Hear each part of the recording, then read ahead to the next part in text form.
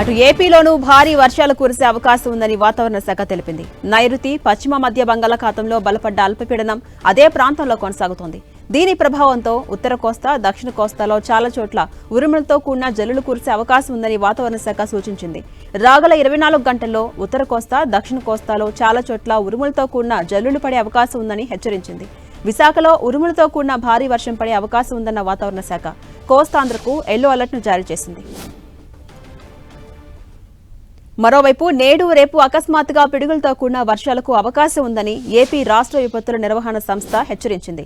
April 11న Uttarandhra జిల్లాల్లో పిడుగులతో కూడిన తేలికపాటి నుంచి మోస్తరు వర్షాలు, మిగతా జిల్లాల్లో తేలికపాటి వర్షాలు కురిసే అవకాశం ఉందని తెలిపింది. మరోవైపు ఏలూరులో 5 మండలాలు, ఎన్టీఆర్ జిల్లాలో 2, గుంటూరులో 9, పల్నాడు జిల్లాలోని 2 మండలాల్లో వడగాలులు వీస్తాయని ప్రజలు అప్రమత్తంగా ఉండాలని వాతావరణ శాఖ అధికారులు హెచ్చరించారు.